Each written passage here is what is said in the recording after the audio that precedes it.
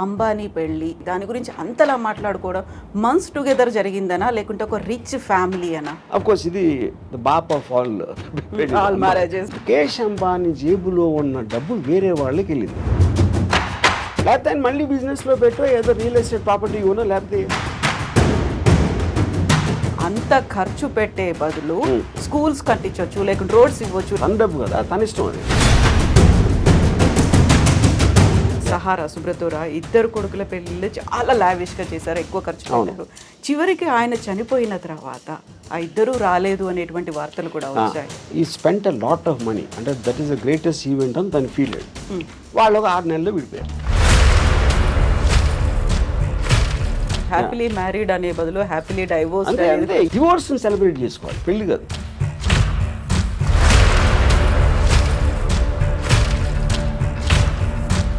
పెళ్ళికి ఎవరైనా గెస్ట్లు వస్తే వాళ్ళకి గిఫ్ట్లు ఇవ్వడమో లేకుంటే రిటర్న్ గిఫ్ట్స్ ఉంటాయి. ఇందులో మాత్రం పేమెంట్ మోడ్ అనేది కనిపించింది అనేది.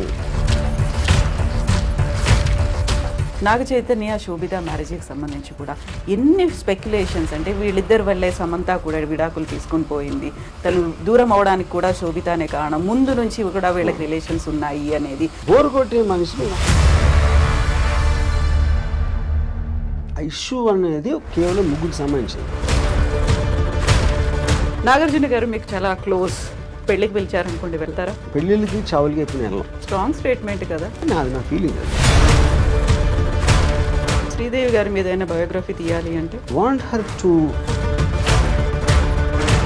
What if end stage Ramu garu ఎలా ఉండాలనుకుంటున్నారు, ఏం జరగాలి, ఎలా ఉంటే బాగుంటుందని? I will see the most least painful death ఏంటనేది. మీరే చచ్చిపోతాను అంటే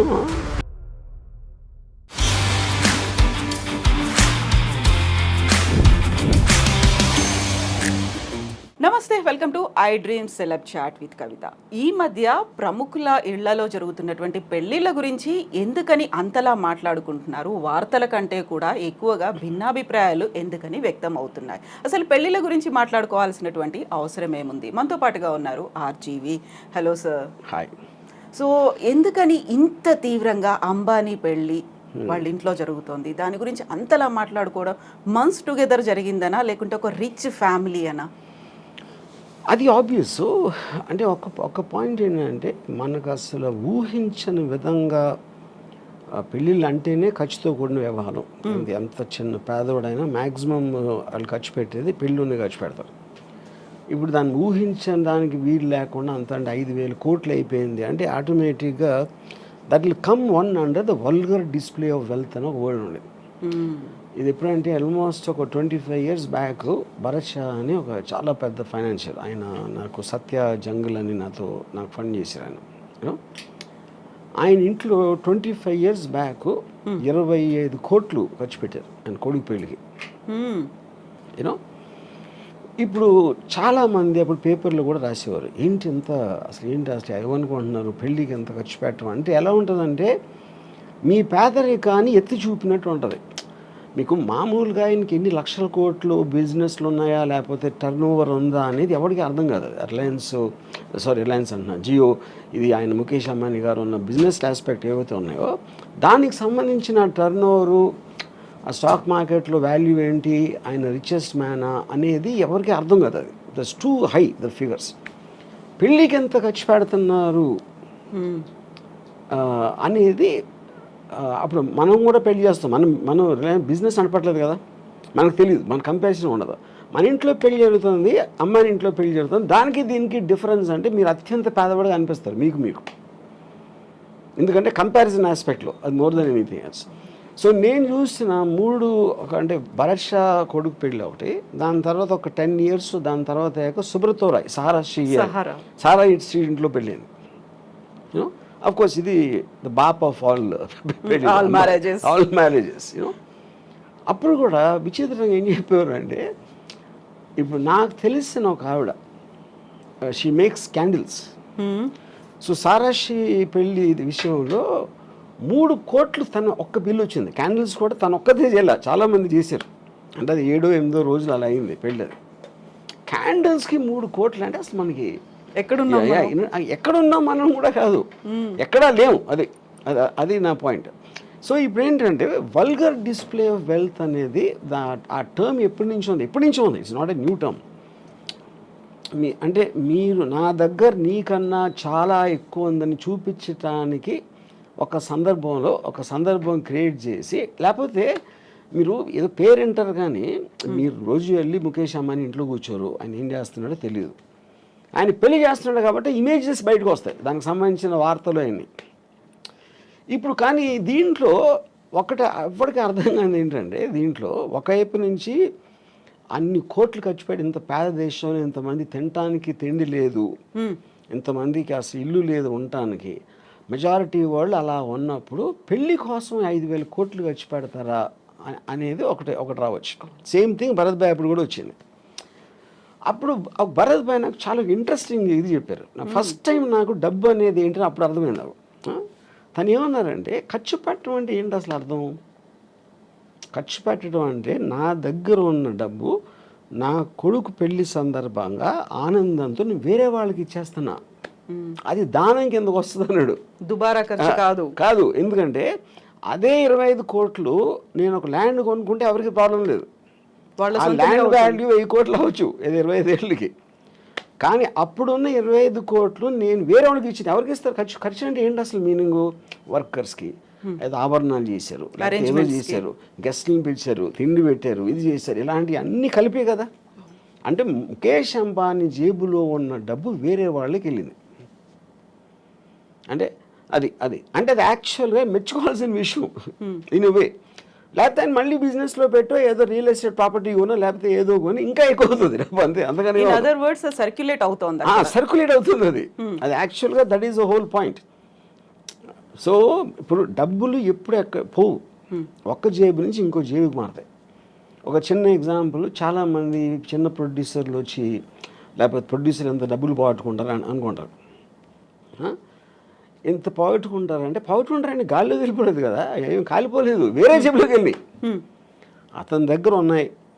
అతను ఏదో ఒక విజన్తో వచ్చాడు, ఆ విజన్ కోసం పని చేయడానికి ఎంతో 100 మందికో 200 మందికో డబ్బులు ఇచ్చాడు అందరికీ. వాళ్ళందరూ పని చేశారు, ఆ విజన్ ఫెయిల్ అయింది ఒకడే, అది మిగతా అందరికీ. That is what is called distribution of wealth, redistribution of wealth వస్తుంది అది concept. So coming back to the marriage, ఇది ఇప్పుడు మీరు ఒక స్పెక్టికల్ క్రియేట్ చేశారు. పెళ్ళి అంటే ఇదిరా అసలు ఏషియాలో ఇప్పుడు maybe I don't know in the world, అంటే ఈ షేక్ లీలో చేస్తుంటారు నాకు తెలీదు. But this must be the most expensive marriage apart from ఈ కింగ్స్ క్వీన్స్ అలాంటి దగ్గర ఉందేమో నాకు తెలియదు. మోడర్న్ హిస్టరీలో this must be the most expensive. కానీ మోస్ట్ ఎక్స్పెన్సివ్ అన్నది నేను ఇందాక ఎగ్జాంపుల్ ఇచ్చినట్టు 5,000 కోట్లు ఆయన దానం ఇచ్చాడు, అది ఆయన చేసింది.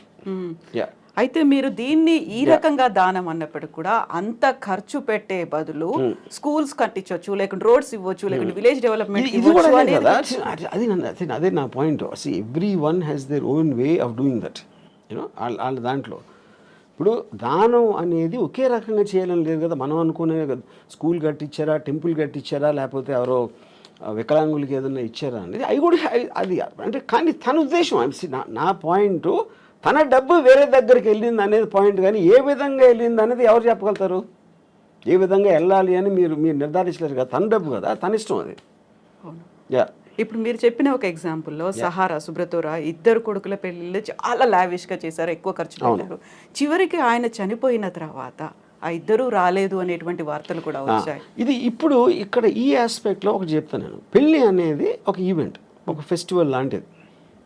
దట్ ఇప్పుడు చాలాసార్లు మీరు ఇంత 3 రోజులు పెళ్ళిళ్ళు చేసుకుని సంగీతం ఇది అది అని మేము మామూలు వాళ్ళు చెప్తున్నాం.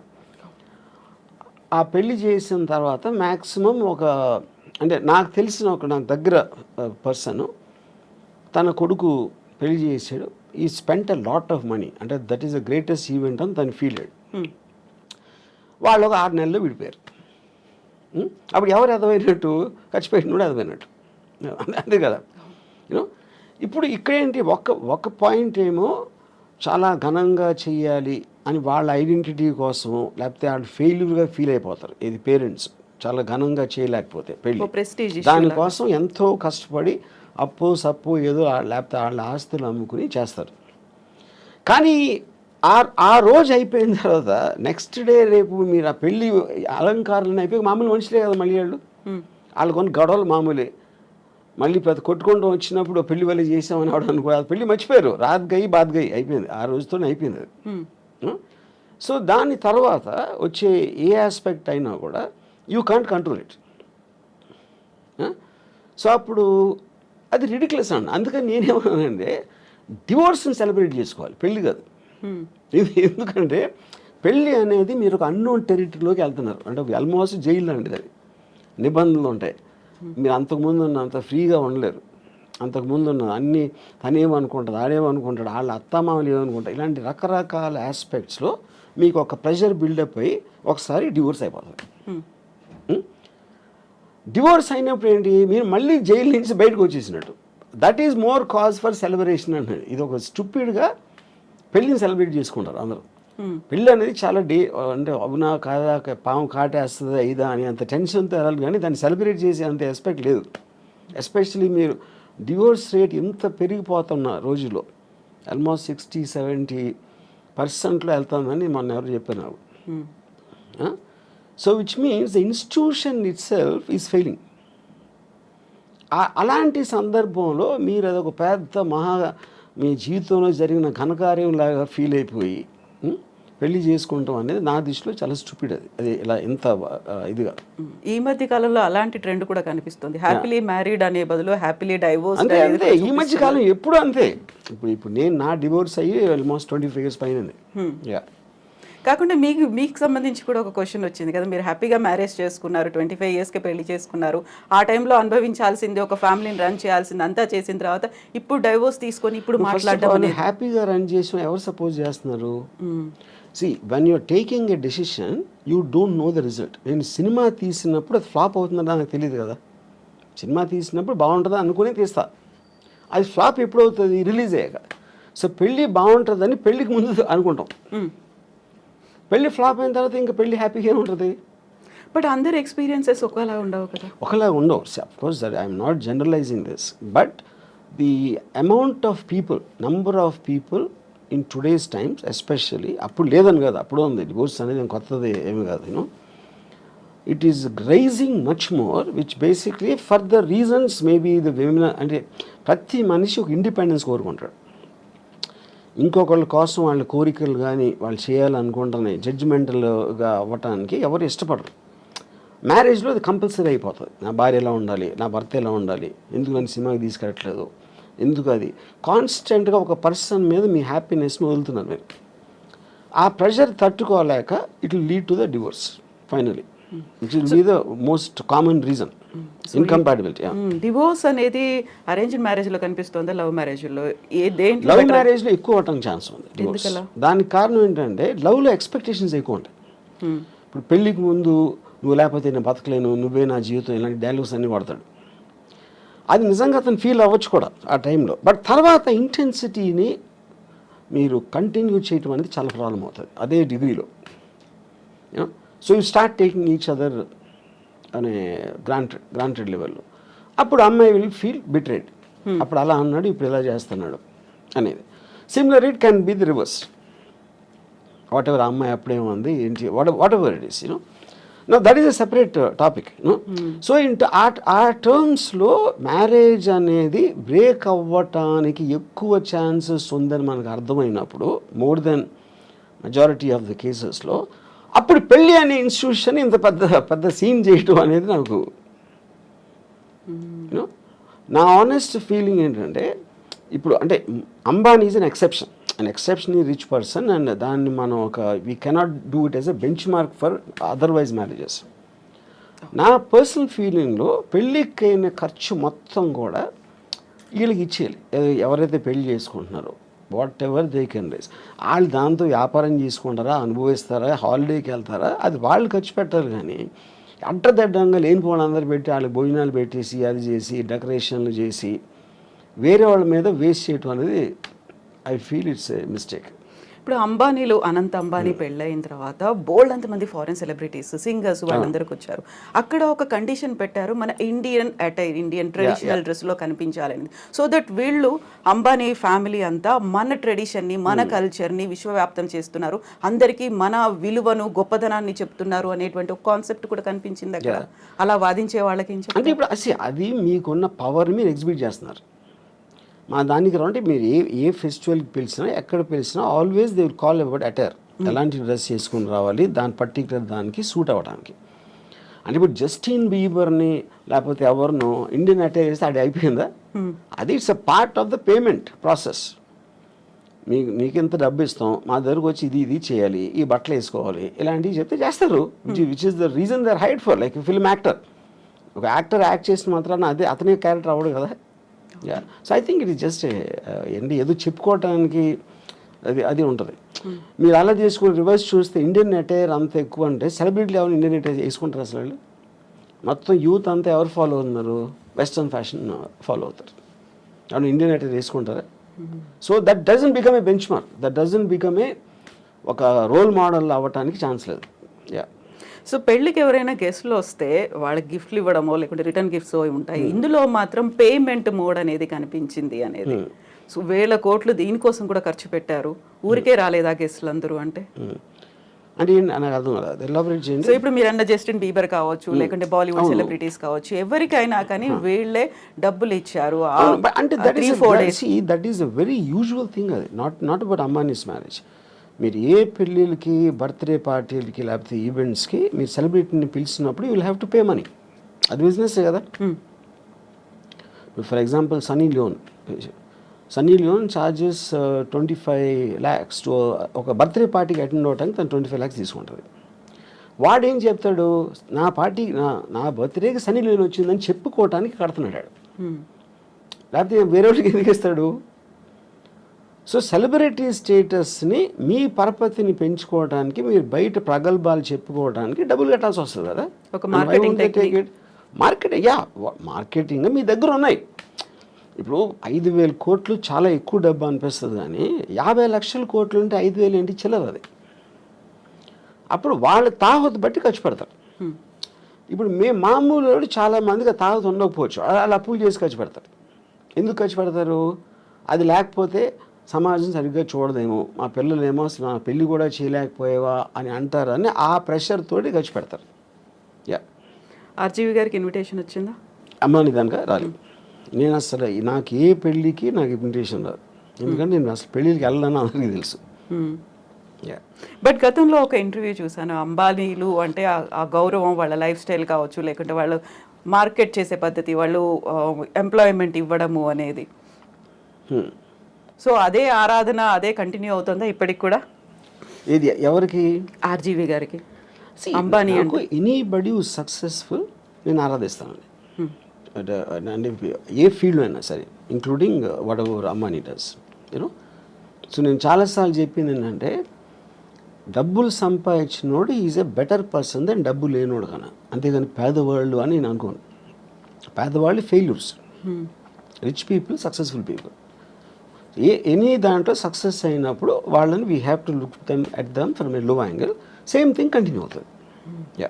సో ఇప్పుడు పెళ్ళి, ఆ తర్వాత విడాకులు, వీటన్నిటి గురించి మాట్లాడుకున్నప్పుడు గతంలో మీరు ఒక ట్వీట్ చేశారు, రీమ్యారేజ్కి సంబంధించి. ఒకసారి బయటపడ్డ తర్వాత మళ్ళీ దాన్ని సెలబ్రేట్ చేసుకోకుండా ఎందుకు పెళ్లి చేసుకొని అవసరం వచ్చింది, బుద్ధి లేదా అన్నట్టుగా మీరు ప్రశ్నించారు. I don't know the exact tweet, నేనేం పెట్టాను, నా కాంటెక్స్ట్ నాకు తెలీదు. కానీ ద పాయింట్ ఈస్, మీరు ఒకసారి తప్పు చేసి మళ్ళీ చేస్తారనుకుంటే మీ కర్మ అన్నట్టు ఏదో పెట్టుండదు. I'm not sure. కానీ ఇంకోటి ఏంటంటే, ఆబ్వియస్లీ మీకు సెకండ్ మ్యారేజ్ అంటే పర్సన్ మారుతారు కదా. పర్సన్ మారినప్పుడు ఈసారి బాగానే ఉంటుందేమో అని మళ్ళీ చేసుకుంటారు, మళ్ళీ ఏదవుతుంది.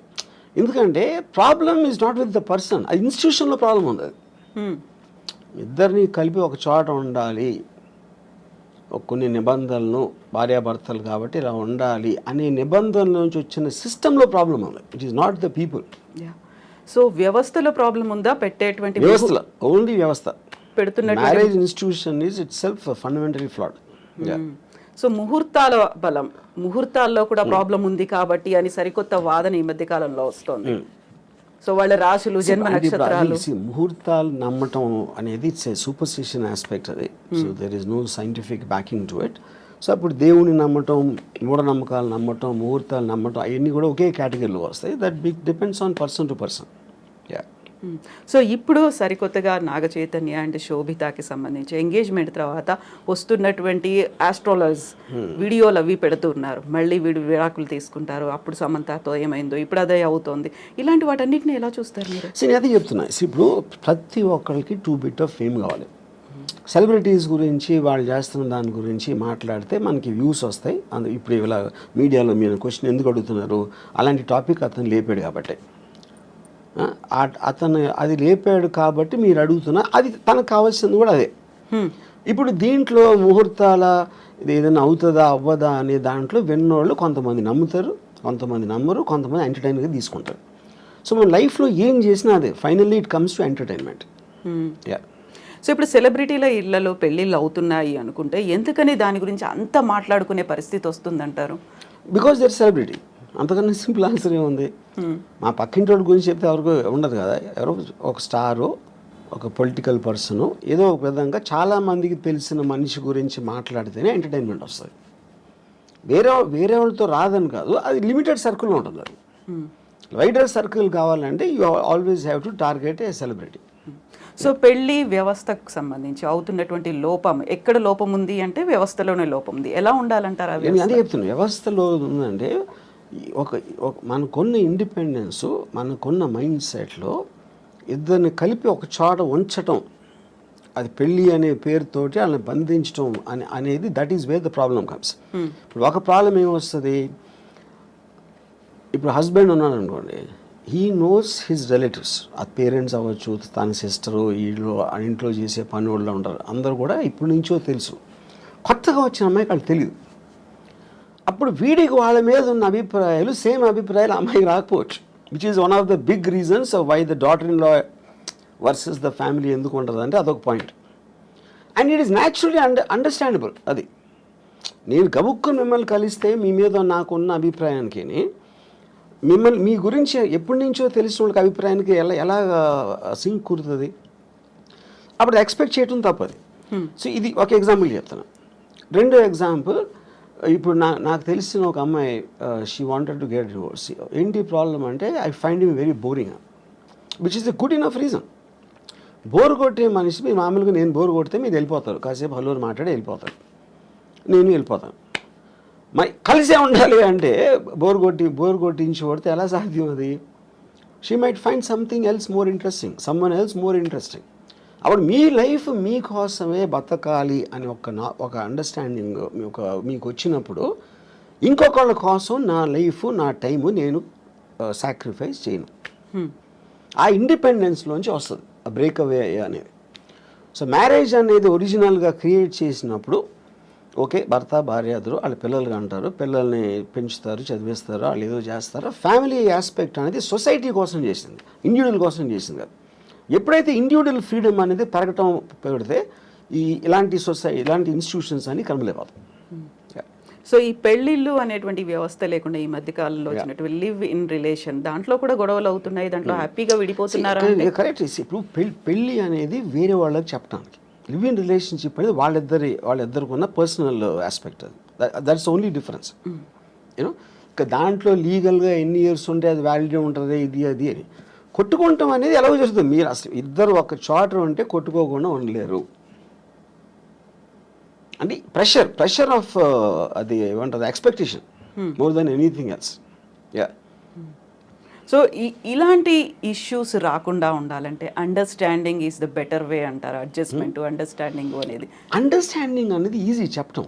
I do not believe it's understanding ఉండాలండి. ఇప్పుడు ఫర్ ఎగ్జాంపుల్, ఎవరో కౌన్సిలరు, ఒక సైకాలజిస్ట్, భార్యాభర్తలు అన్యోన్యంగా ఉండాలి అని అన్నట్టు ఏదో అన్నారు, నేను యూట్యూబ్లో చూశాను. అండ్ ఫస్ట్ ఆఫ్ ఆల్, భార్య అనేది ఇట్స్ లేబుల్. అది రియాలిటీలో ఏంటి, భార్య అనేది స్పెసిఫిక్ పర్సన్. నా భార్య, తన భార్య, ముగ్గురిని భార్యలు అంటే అందరూ ఒకటేనా? కాదు కదా. The people are different. వాళ్ళ బిహేవియరు, యాటిట్యూడు, వాళ్ళకున్న ఇండివిజువల్ ఇష్యూస్ ఇలాంటివన్నీ కేస్ టు కేసు చూడాలి, కానీ అందరినీ కలిపి లేబుల్ వేసి భార్యాభర్తలు అన్యోన్యంగా ఉండాలంటే జనరలైజ్ చేయడం అనేది మీనింగ్ లేదు. మీ భార్యని బాగా చూసుకోండి మీరు చెప్పారనుకోండి, ఇప్పుడు నా భార్య మీ భార్య కాదు, అప్పుడు మీరు ఎలా ఇస్తారు ఆ సలహా? అది ఏమి తెలియకుండా ఇష్యూ అది, you know. So I feel the whole concept of when the entire society in advancement is going towards individual freedom. నా ఇష్టం వచ్చినట్టు నేను బతుకుతాను, నాకు హ్యాపీనెస్ వచ్చింది నేను చేస్తాను అనుకున్న ఎవ్వరూ కూడా they can't be in the relationship unless one person completely compromises. One person completely succumb అయిపోతే ఏదో అట్లీస్ట్ ఓకే అది. సో మనకున్నటువంటి ఒక పర్సన్ కంప్లీట్గా సకం అవ్వటానికి ఎందుకు సకం అవ్వాలి నేను వేరే వాళ్ళకి అన్నది కదా. మీ ఫ్రీడమ్ మీకు ఉంది, మీ ఇండిపెండెన్స్ మీకు ఉంది. పాత రోజుల్లో ఏంటి ఫైనాన్షియల్ ఇండిపెండెన్స్ అమ్మాయిలకి లేనప్పుడు ఇంకా వాళ్ళకి ఇంకా చేసేది లేక దే జస్ట్ అంటే ఒక స్లేవ్స్ లాగా ఉండేవారు. నేను ఇప్పుడు రెబెల్ అయినా కూడా నాకు వేరే గతి లేదు అనుకున్నప్పుడు they will bear with whatever is there for them. Yeah. So అలాంటి పరిస్థితుల్లో అడ్జస్ట్ అయిపోయి ఇంకా బయటకు వచ్చినా నేను బతకలేను, సమాజం నన్నే అంటుంది అనేటువంటి ఒక ఒపీనియన్ కూడా ఉంది ఆ టైంలో. బట్ ఇప్పుడు మనం ఉన్నటువంటి సమాజం కావచ్చు, మన వ్యవస్థలో ఒంటరిగా ఉంటే భవిష్యత్తు ఏంటి, ఆ తర్వాత నెక్స్ట్ ఎవరు చూస్తారు? ఒక ఫ్యామిలీ అయితే పిల్లలు చూస్తారు, లేకుంటే రిలేటివ్స్ చూస్తారు, భార్య చూస్తుంది, భర్త చూస్తాడు, ఇలాంటి బోల్డని కాన్సెప్ట్స్ పెట్టుకొని అడ్జస్ట్ అవుతున్న వాళ్ళు ఉన్నారు. మన ఫ్యామిలీల కన్నా పనులు బాగా చూస్తారు, నర్సులు బాగా, ఎందుకంటే జీతం తీసుకుని వాళ్ళు పని ఏమేం కావాలని చేస్తారు.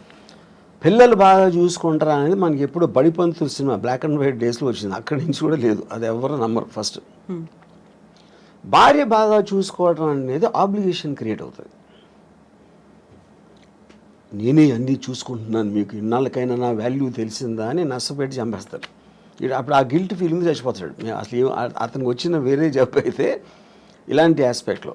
I'm just taking it a little jocular. But నా పాయింట్ ఏంటంటే నేను ముసలోడిని అయినప్పుడు నాకు చూసుకోవటానికి ఎవరో ఒకళ్ళు ఉంటారా అనే రీజన్ తోటి భూమి మీద ఎవడో పెళ్లి చేసుకోడు.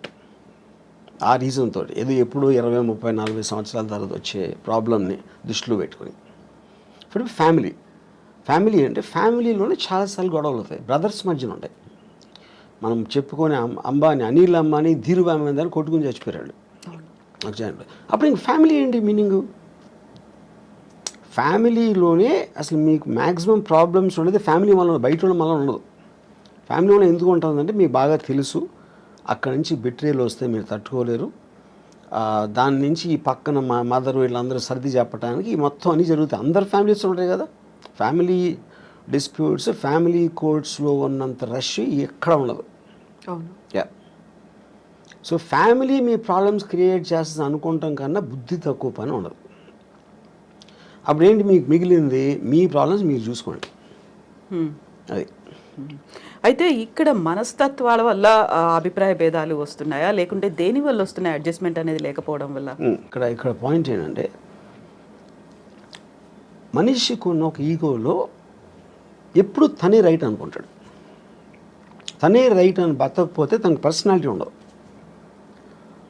అప్పుడు భార్య చేసే దాంట్లో తప్పులు పడటం, అదే భార్యకి భర్త చేసే దాంట్లో తప్పులు, అదేంటి అలా చేశారు, అదేంటి ఇది అంటే కాన్స్టెంట్గా మీరు చేస్తున్న దానికి క్వశ్చన్ చేస్తున్నారు, ఒక ప్రెషర్ పెడుతున్నారు, లేకపోతే తిడుతున్నారు.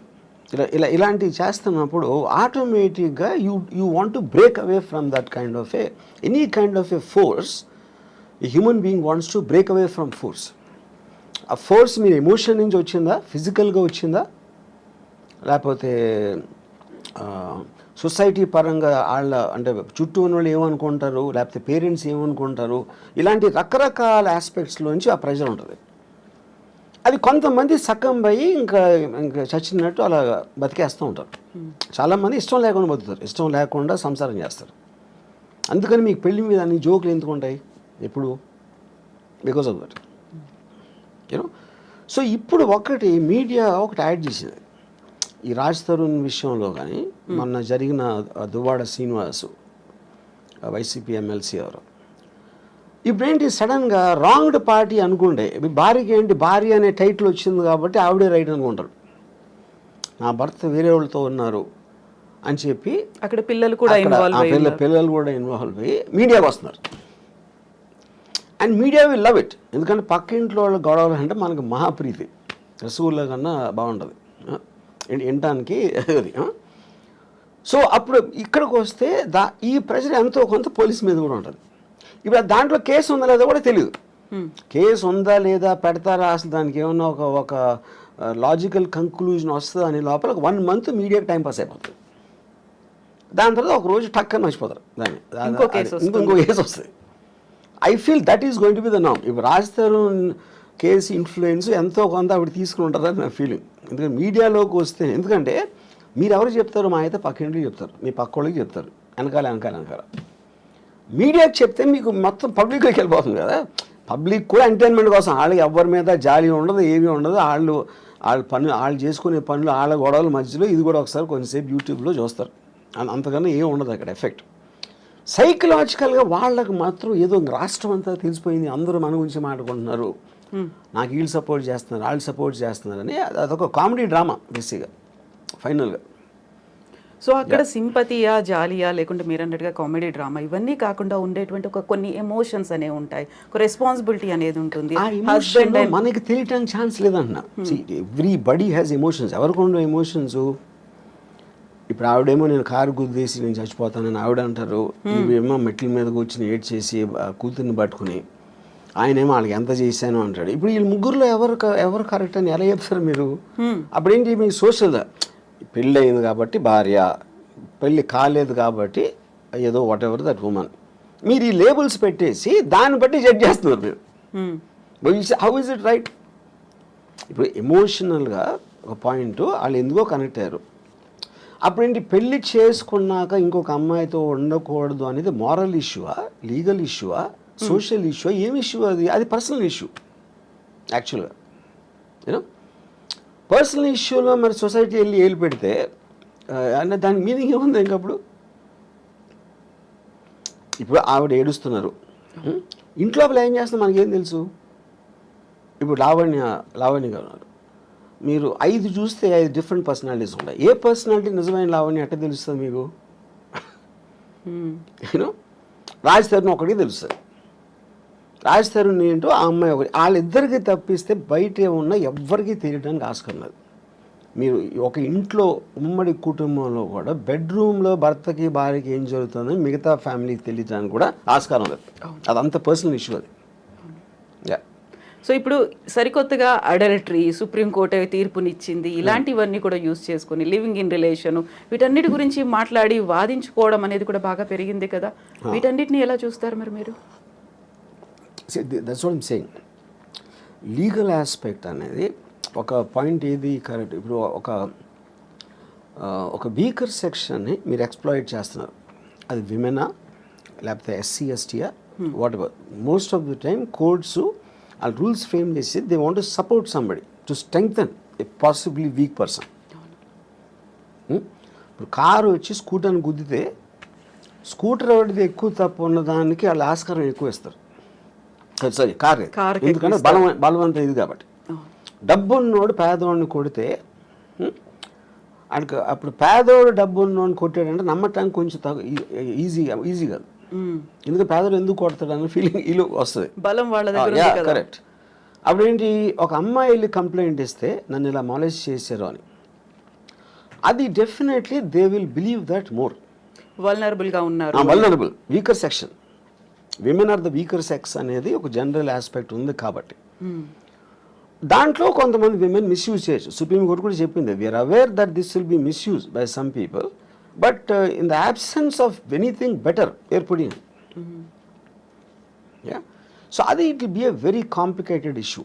ఎందుకంటే ఇప్పుడు లేటెస్ట్గా వచ్చిన బిఎన్ఎస్ లాస్లో మొత్తం డిజిటల్ ఎవిడెన్స్ ఇది అన్నీ చెప్పినప్పుడు, ఇప్పుడు ఒకడు అంటాడు ఒక అమ్మాయిని నేను పెళ్లి చేసుకోవాలి, ఆ రోజు నిజంగా ఫీల్ అయి ఉండొచ్చు. ఎమోషన్ అనేది it is never a permanent thing. మీకు అప్పుడు ఉన్న మెంటల్ స్టేట్లో ఒక ఫీలింగ్ వస్తుంది, అది వాడికి 2 days అయిపోవచ్చు అది. ఇప్పుడు మీరు అప్పుడు అలా అన్నావు కదా, అన్నందుకే నేను ఆ రోజు నేను ఫిజికల్గా ఇంటిమేట్ అయ్యాను, అది అప్పుడు ఇది మోసం చేసినందుకు వస్తుంది అని అంటే అప్పుడు దానికి ఇంక అంతా ఎక్కడ ఉంటుంది? మీరు ఒక బిజినెస్ డీల్ చేశారు, మీకు ఇన్వెస్ట్ చేస్తాను అని చెప్పాడు ఒకడు నాకు. ఆడి తర్వాత 3 రోజులు 4 రోజులు అయ్యాక హీ డింట్. ఆ రోజు చెప్పినందుకే నేను ఎలా అయ్యాను, ఇప్పుడు నేను మానసిక స్థాపం చేస్తే నేను వెళ్ళి చచ్చిపోతాను అంటే అది ఇంకా అసలు అవుతుందా ఇంకా ఎనీథింగ్? సో మీరు ఒక విధంగా చూస్తే మీరు అసలు రిలేషన్షిప్స్లోకి వెళ్ళటానికి భయపడే అంత ఇది వచ్చేసింది ఒక విధంగా చూస్తే, ఏది ఈ లాస్ ఇలాంటివి అని. At the same time it is also true that women will be exploited. ఎందుకు? By men.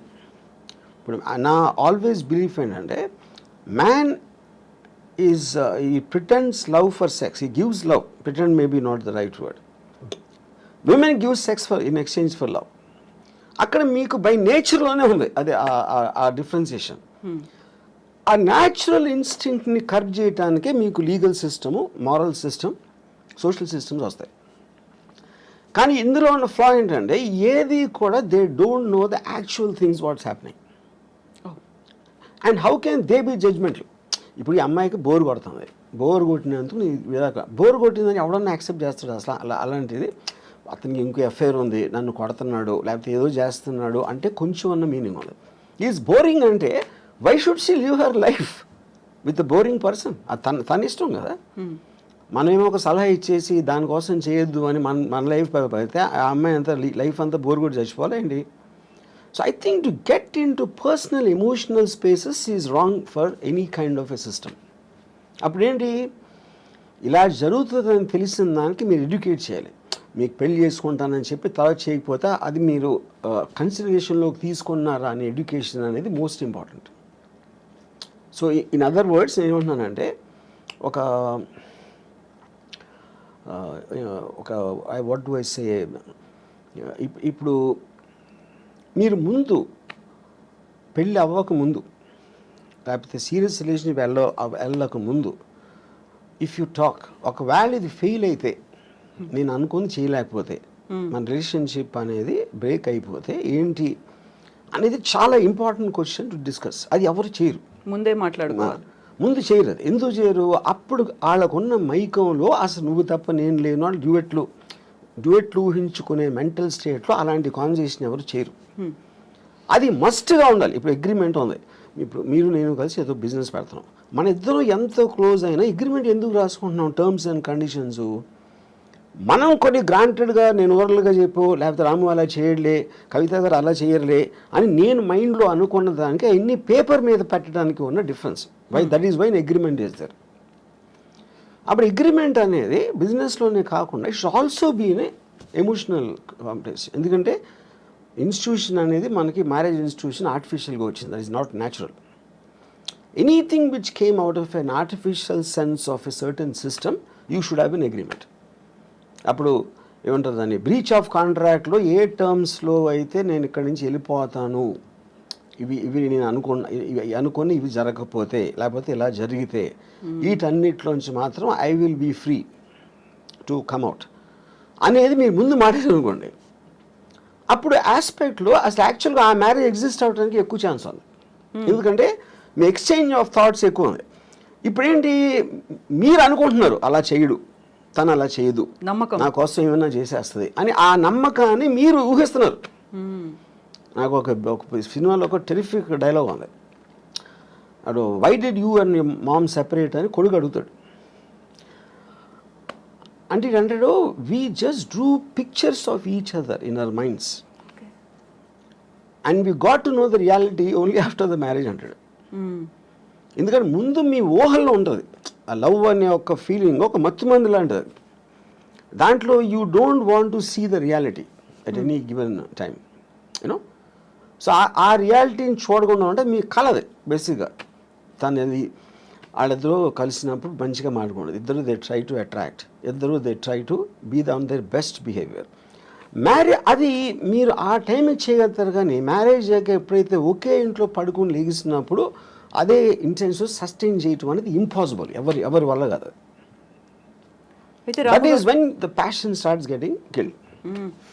ఇప్పుడు మనం మాట్లాడుకున్నంత ఈజీనా రాము గారు, ఈ ఎమోషన్స్ ఇవన్నీ ఉంటాయి, ఇన్వాల్వ్ అయినవి, రెస్పాన్సిబిలిటీస్ ఉంటాయి, ఒక ఫ్యామిలీ అనేది ఉంటుంది, అయిపోయింది వీఆర్ గెటింగ్ సెపరేటెడ్ అనేది చాలా ఈజీగా, నిన్నటిదాకా ఏం జరిగింది అంతా మర్చిపోదాం, ఇప్పుడు ఫ్రెష్గా ఎవరి జీవితాలు వాళ్ళు స్టార్ట్ చేసుకుందాం, అంత ఈజీ అంటారా? ఈజీగా ఏంటంటే వాట్ ఈస్ ద సొల్యూషన్ అంటే ఏం చేయాలి అప్పుడు? ఏం ఇడిపోతుంది. ఇంక ఫస్ట్ ఆఫ్ ఆల్ బయట వాళ్ళు సలహాలు ఇస్తారు, మన ఫ్యామిలీ ఇది అలా అలా కాదురా, ఇందాక చెప్పాను కదా, ఆ సలహాలు ఇచ్చేవాళ్ళ దగ్గర ఆడికి నోరు ఉంది కాబట్టి ఇస్తున్నాడు, వాడు అనుభవించట్లా. అనుభవించేది వీళ్ళిద్దరే, ఈ ఇద్దరిలో కూడా ఒకళ్ళే ఉండొచ్చు కూడా, ఈవెన్ దెన్. సో ఇక్కడ this whole thing is a war between an individuals freedom and living for others, compromising for others. ఇప్పుడు ఆ కాంప్రమైజ్లో మీరు తప్పైనా, ఇప్పుడు సపోజ్ నన్ను ఒక ఫిజికల్గా మీరు ఫోర్స్ చేయొచ్చు, అంటే ఒక ఉమెన్ క్యాన్ ఫోర్స్ మీ, ఒక వైఫ్, కానీ వాడికి అమ్మాయి మీద ఫీలింగ్ లేకపోతే అప్పుడు ఇంకా అసలు ఉండి కూడా లాభం ఏంటంటున్నా. The whole idea is about affection, intimacy, relationship. ఆ రిలేషన్షిప్ వాడి మైండ్లోనో ఈ అమ్మాయి మైండ్లోనో కట్ అయిపోయినప్పుడు ఇంక ఉండి కూడా లాభం ఏంటంటున్నా. So that defeats the very purpose of the institution. ఎందుకు కంటిన్యూ చేయాలి? అయితే ఇప్పుడు వీటన్నిటికంటే కూడా సరికొత్త వాదన ఏంటంటే, ఈ ఎమోషన్స్, ఫ్యామిలీ బాండ్, పర్సనాలిటీ, వాళ్ళ ఐడియాలజీ, వీటన్నిటికంటే పెళ్లి చేసుకునే టైంలో చూడాల్సినటువంటి ముహూర్తం ప్రాపర్గా చూడలేదు కాబట్టి విడిపోతున్నారు అనేటువంటి వాదన. కరెక్ట్ ముహూర్తం కనుక చూస్తుంటే వీళ్ళు అలా కలకాలం కలిసి ఉంటారు, గొడవలు లేకుండా ఉంటాయి అనేది, అక్కడ ఏది దేన్ని ఓవర్లాప్ చేస్తుంది అసలు? కానీ నేను అదే చెప్పాను, దట్ ఈస్ సూపర్స్టిషన్ థింగ్. అది ఒక ఆల్మోస్ట్ నో సైంటిఫిక్ బ్యాకింగ్. అంటే చెప్పాను, దెయ్యాలు నమ్మటం, ముహూర్తాలు నమ్మటం, దేవుడిని, ఆయన కూడా సేమ్ కేటగిరీ. అది ఈచ్ పర్సన్స్ ఇండివిజువల్ ఆస్పెక్ట్. అది. సో మీరు ఎప్పుడైనా మీ సినిమాకి ఒక ముహూర్తం చూడాలి అంటే ఇప్పటి రాము కాదు, ఎర్లియర్ డేస్లో Ramu? I never believed in God, I never believed in anything that. నేను చేస్తాను, ఇప్పుడు చేస్తాను. ఇప్పుడు కర్ణాచారి అని ఒక సీనియర్ కార్పెంటర్ ఏదో సెట్ వేసాడు, ఏదో గోవిందా సినిమా అని గుర్తున్నావు. He wanted me to come and do some కొబ్బరికాయ. అది ఎవరి కోసం? ఈయన కోసం బట్టి. ఎవరు? Kannacharya. I very respect him very much, was my father's friend. ఆయన అడిగారు కాబట్టి ఆయన కోసం అలా చేస్తాను, but I don't feel it. Yeah, ఎందుకంటే దేవుణ్ణి నమ్మటం అనేది చాలా ఈగోతో సంబంధించిన విషయం అన్న. ఎందుకంటే మిమ్మల్ని ఒక్కడిని ఇన్ని లక్షల కోట్ల జీవరాశుల్లో మీకేదో ఒక దండం పెడితే మీకు ఏదో చేస్తారని నమ్మటం అనేది చాలా ఈగోయిస్టిక్ పని అని నా ఫీలింగ్. ఇదొకటి. రెండోది ఏంటంటే ఇప్పుడు ముహూర్తం, మూఢనమ్మకం. ముహూర్తం అనేది మీరు నలుగురు జ్యోతిష్ని అడిగితే 4 చెప్తారు. వెణుస్వామికి ఏం తెలియదు అని ఒకడు అంటాడు, ఆడికి తెలియదు అని ఈయన అంటాడు. అప్పుడు అది కూడా లేబుల్లే కదా, మీరు జ్యోతిష్కుడు అని ఒక్కడే ఉన్నాడు కదా. అప్పుడు మీరు నమ్మిన జ్యోతిషం ఉంటాడు. మీరు ఎందుకు నమ్ముతారు? మీకు ఎవరో చెప్పారు, లేకపోతే అంతకుముందు అతను చెప్పింది ఏదో కరెక్ట్ అయింది. అప్పుడు ఈ నమ్మకాలన్నీ అలాగే వస్తాయి, మీకు జరిగింది కాబట్టి. సో నా కంట్రోల్లో లేని దాన్ని, డెస్టినీ లేకపోతే దేవుడు, నేచర్, నా కంట్రోల్లో లేని నేను పట్టించుకోను.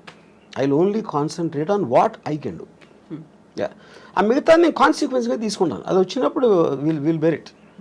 ఇప్పుడు పెళ్లిళ్ళకి ఎలా అయితే ముహూర్తాలు చూస్తున్నారో, భారీ బడ్జెట్ సినిమాలు తీసే ముందు కూడా ప్రతిదీ పూజలే దాంతోనే అవుతున్నాయి కదా. అది ఎప్పుడు ఉంది. దేవుణ్ణి కనిపెట్టినప్పటి నుంచి ఉన్నాయి ముహూర్తాలు.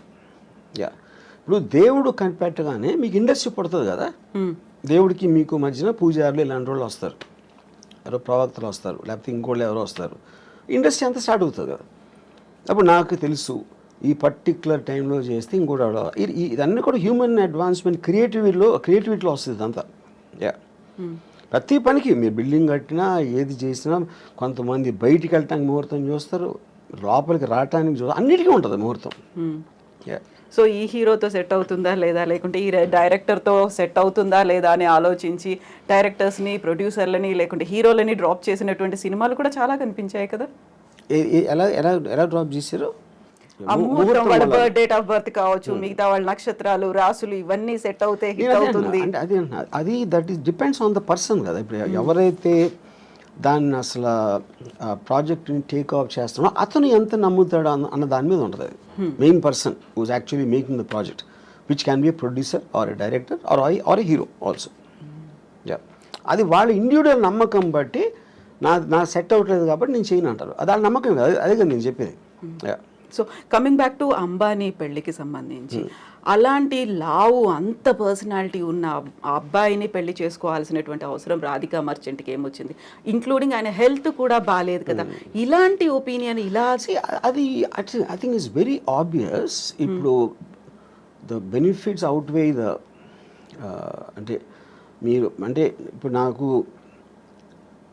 ప్రతి అమ్మాయికి ఇలాంటి వాడు కావాలని ఉండదు అనుకున్నాయి. ఒక నిమిషం, నేను అమ్మాయి గురించి మాట్లాడట్లేదు. అది లేదు, కానీ ఇది ఉంది ఏదైతే దీనికన్నా బెటర్ అంటే యూ మేడ్ కాంప్రమైజ్. యా, ఇది నేను జనరల్గా చెప్తున్నా. ఎగ్జాక్ట్లీ ఆ అమ్మాయి పర్టికులర్గా దేనికి అట్టాగినా ఆ అమ్మాయి నాకు తెలీదు. నేను అమ్మాయిల మైండ్ స్టేట్లో నేను లేను కాబట్టి I can't make a comment on her. But if you want me to speculate on that, మీకు కావాల్సింది లేదు కానీ అతని దగ్గర వేరే ఉన్నాయి ఏదైతే అది కాంపెన్సేట్ చేస్తుందంటే చేస్తాం. ఇప్పుడు ఒక అమ్మాయి ఒక పెళ్ళిలో ఒక అమ్మాయి బాగాలేదనుకోండి, కానీ విపరీతమైన ఆస్తుంది. అప్పుడు అబ్బాయి ఏమనుకోవచ్చు, అమ్మాయి అందంగా లేదు కానీ అమ్మాయితో వచ్చిన ఆస్తి అమ్మాయి కన్నా అందంగా ఉంది, నాకు ఆ చాయిస్ లేదు. వీడు కావాల్సిందేంటి, అమ్మాయి అందంగా ఉండాలి, ఆస్తి ఉండాలి అనే ఆప్షన్ దొరకనప్పుడు ఇక్కడ మీకు ఆస్తి ఎక్కువ అమ్మాయి ఎక్కువ అనేది వస్తుంది సజెషన్. వెయిటేజ్ దేనికి ఎక్కువ. తర్వాత దానికోసం అదేంటి అమ్మాయి అందాన్ని సాక్రిఫైస్ చేసి ఆస్తి అనుభవిద్దాం అనుకోవచ్చు, లేకపోతే ఇంట్లో ఉంచి నేను వేరే అమ్మాయిలతో ఉంటాను అని ఆడ ఇంకో ప్లాన్ చేసుకోవచ్చు, రకరకాలు ఏదైనా అవ్వచ్చు. But the point is all of us we will choose the options available to us. ఒక పేద ఇంటి అందమైన అమ్మాయి భార్యగా కావాలా, లేకపోతే చాలా రిచ్ పర్సన్ అందం లేని అమ్మాయి కావాలా అనేది అప్పుడు మీరు దేనికి ఎక్కువ వాల్యూ ఇస్తారన్న దాని మీద, ఆ ఇండివిజువల్ మీద డిపెండ్ అవుతుంది. యా. సో ఇప్పుడు నాగ చైతన్య శోభిత మ్యారేజ్కి సంబంధించి కూడా ఎన్ని స్పెక్యులేషన్స్, అంటే వీళ్ళిద్దరి వల్లే సమంత కూడా విడాకులు తీసుకొని పోయింది, తను దూరం అవడానికి కూడా శోభితనే కారణం, ముందు నుంచి కూడా వీళ్ళకి రిలేషన్స్ ఉన్నాయి అనేది. సో రెండు రకాల వాదనలు, ఒకవైపు నాగ చైతన్య గురించి మాట్లాడే వాళ్ళు సపోర్ట్ చేస్తూ, సమంత గురించి మాట్లాడే వాళ్ళు సపోర్ట్ చేస్తూ, ఇదంతా ఓన్లీ వాళ్ళ సో ఇప్పుడు వీళ్ళందరూ కూడా they doing it for entertainment. ఆ ఇష్యూ అనేది కేవలం ముగ్గురికి సంబంధించింది, Chaitanya, Samantha and of course Sobhita garu. You know, బయట వాళ్ళు మాట్లాడితే అందరూ మాట్లాడతారు. పొద్దున్న లేస్తే మనం మాట్లాడకుండా ఏంటి చేసేది? కొంతమంది ఇండివిజువల్గా మాట్లాడచ్చు, కొంతమంది మీడియాలో మాట్లాడచ్చు, కొంతమంది ఇందాక చెప్పారు కదా వాడు స్వామి, వాడేదో ఒక ప్రిడిక్షన్ ఇవ్వచ్చు, ఇలా రకరకాలు ఉంటారు. అదంతా కూడా సోషల్ ఎంటర్టైన్మెంట్. డైరెక్ట్లీ ఎఫెక్ట్ అయ్యే పీపుల్ ఆ ముగ్గురి. ఆ ముగ్గురు ఏమనుకుంటున్నారు మనకు తెలియనప్పుడు దాని మీద మీరు ఎంటర్టైన్మెంట్ కోసం చేయండి, మనకు సంబంధం లేదు. సో ఇప్పుడు నాగార్జున గారు మీకు చాలా క్లోజ్, పెళ్ళికి పిలిచారనుకోండి, వెళ్తారా? నో, నాగార్జున కూడా పిలవడు ఇప్పుడు రారు అని అర్థమైంది ముందు నుంచి. నాకు పెళ్ళిళ్ళకి వెళ్ళటం one of the biggest issues ఏంటంటే అందరు నవ్వుతా మాట ఏం చేస్తున్నారు ఈ మధ్యన. నాకు అలాంటి కైండ్ ఆఫ్ ఫార్మల్ కాన్వర్జేషన్స్ అంటే నాకు చాలా చిరాకు పడుతుంది. అందుకని అలాంటి ఈవెంట్స్కి వెళ్ళను నేను ఎప్పుడు. నేను పెళ్ళిళ్ళకి, అదే చావులు కూడా వెళ్ళను. సేమ్ పెళ్ళిళ్ళకి చావులకి రెండు ఒకటే నా దృష్టిలో. చావుల్లో కూడా అందరూ మాడిమోహం పెట్టుకుని ఎలా పోయారు ఏంటో అసలు ఇప్పుడు అనుకోలేదండి, ఈ డైలాగులు అన్నీ అనాలి. సేమ్ స్టాండర్డ్ డైలాగ్స్ ఉంటాయి. అందుకని ఈ రెండు పెళ్ళిళ్ళకి చావులకి ఎప్పుడు వెళ్ళాం. స్ట్రాంగ్ స్టేట్మెంట్ కదా. సాంగ్ అంటే నాది, నా ఫీలింగ్ అది. రెండు ఒకటే. చావు అంటే మీరు వేరే లోకం వెళ్ళిపోతున్నారు అనుకుందాం, పెళ్ళి కూడా మీరు వేరే లోకంలోకి వెళ్ళిపోతున్నారు.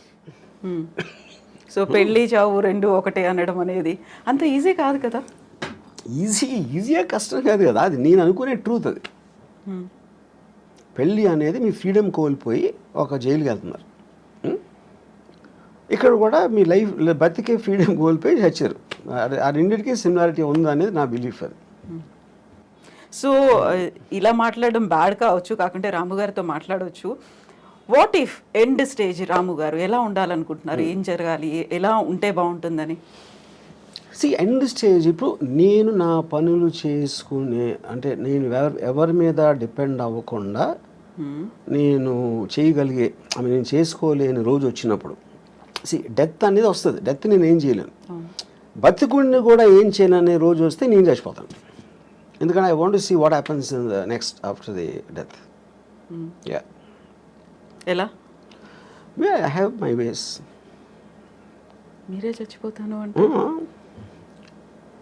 Yeah will tell me. I will see the most least painful death ఏంటనేది అది రీసెర్చ్ చేసి నాకు ఆల్రెడీ ఉన్నాయి నా దగ్గర ఐడియాస్. అంతే. ఎందుకంటే యూ డోంట్ నీడ్ లివింగ్ అనే పర్పస్ లేదు. If you are not able to do what you want to do, అప్పుడు బతకడం ఎందుకు అసలు?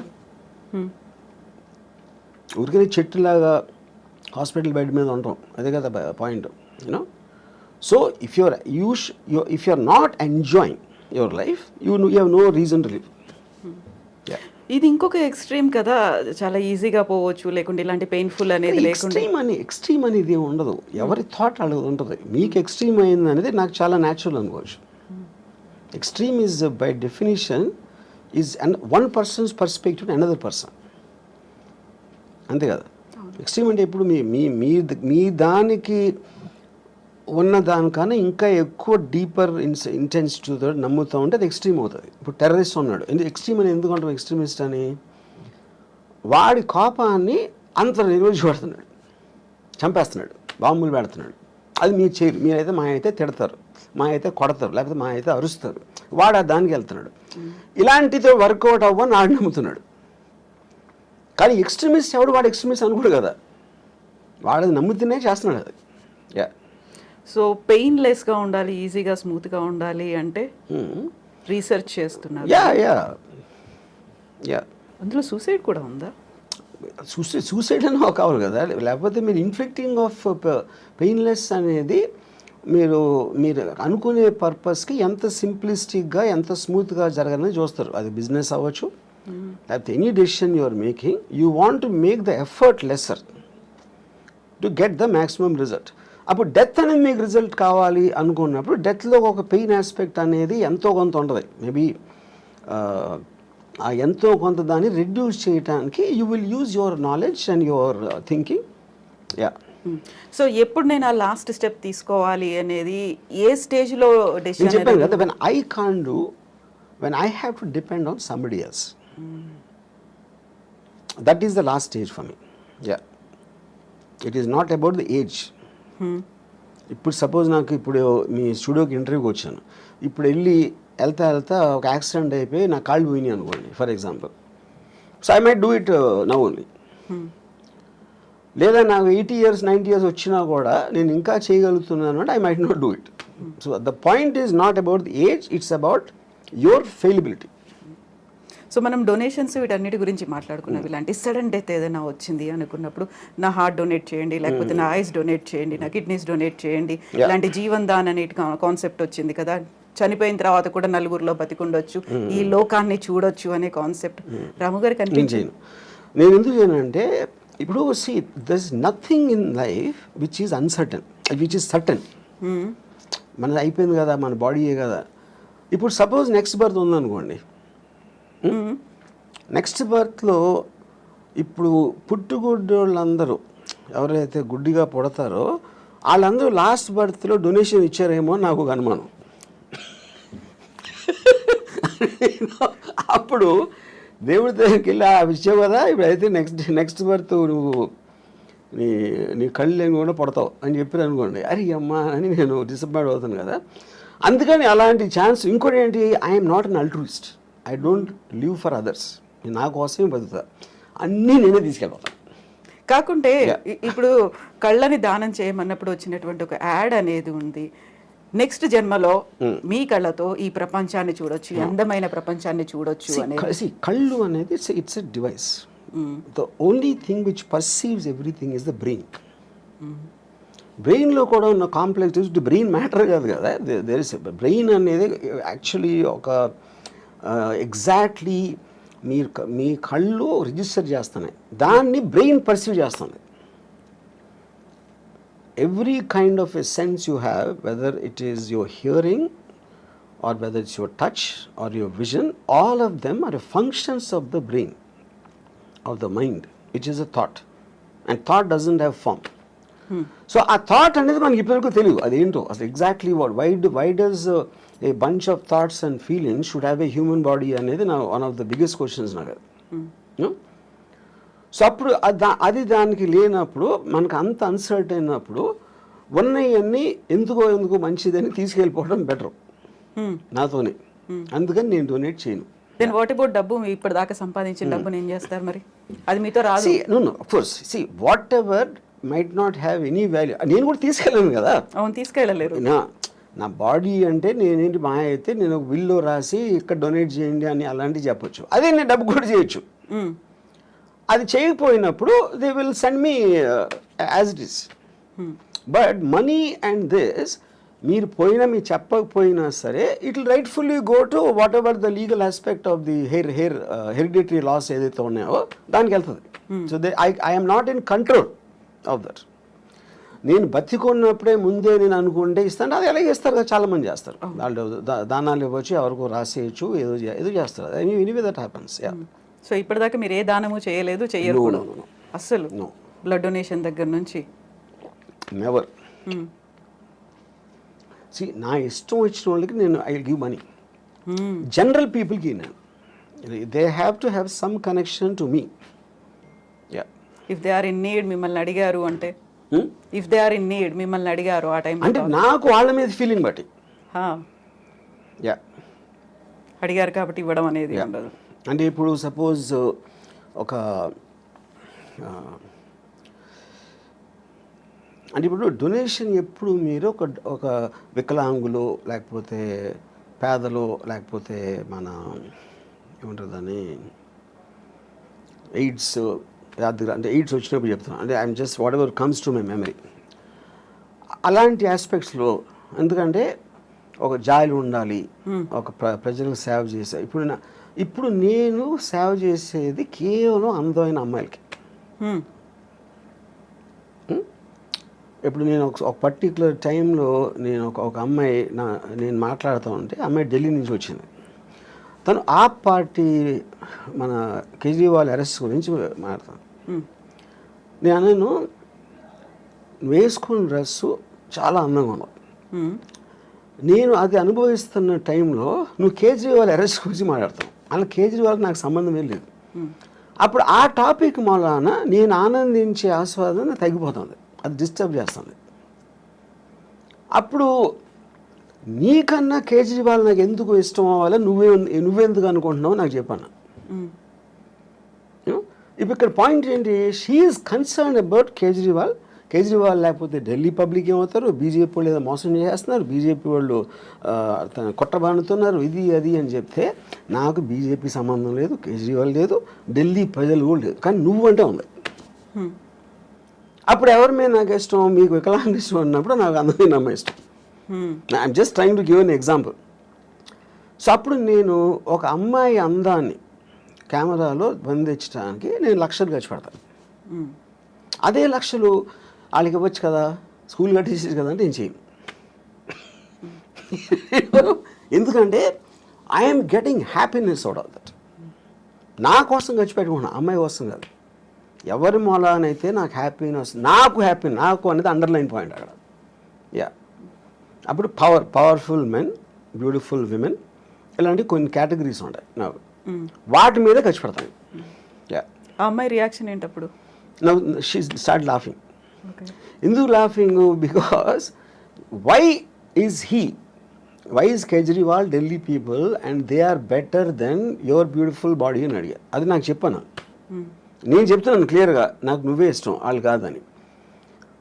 నీ బాడీ కన్నా వాళ్ళు ఎందుకు నాకు ఇష్టం ఉండాలి అని నువ్వు చెప్పాను. Maybe in the way I talked and all that she suddenly started laughing. ఎందుకంటే ఆన్సర్ చెప్పలేక. సో కేజ్రీవాల్ గురించి వాటి గురించి అసలు మిమ్మల్ని అడగొద్దు, పాలిటిక్స్ గురించి, దేని గురించి, unless I'm interested. I might have been interested in suppose మన వైసీపీ దాంతో once the election is I'm film maker. ఆ ఫిల్మ్ మేకర్ నేను అనుకున్న తీసాను, అయిపోయింది, ఎలక్షన్ అయిపోయింది, రిజల్ట్ వచ్చింది. So I'm off that. అంటే ఒక పర్టికులర్ సినిమా తీస్తున్నప్పుడు ఆ సినిమాకి సంబంధించిన టాపిక్లో కాన్సన్ట్రేట్ చేస్తాను. సత్య తీసినప్పుడు I was very much in to the underworld for example. 26/11 తీసినప్పుడు టెర్రరిజం. ఇంకోటి ఏదో తీసినప్పుడు ఆ పర్టిక్యులర్ సినిమా ఉన్న మూడ్లో నా కాన్సన్ట్రేషన్ అనేది డైవర్ట్ అవుతూ ఉంటుంది ఆ మ్యాటర్ బట్టి. యా. సో ఇప్పుడంతా శారీ మీదే ఉందా? బికాజ్ కరెంట్ ప్రొడక్షన్ కనుక. యా. ఆ తర్వాత మళ్ళీ ఆ మూడ్ మారుతుంది. మారచ్చు. సో రంగీళా తీసినప్పుడు అదొక రకమైన మూడ్లో ఉన్నారు. అంటే అంటే మన మైండ్ స్టేట్ ఆ వర్క్లో ఉంది కాబట్టి దానికి రిలేటెడ్ సబ్జెక్ట్స్ మీద ఆటోమేటిక్గా మీకు అటెన్షన్ ఎక్కువ ఉంటుంది. యా.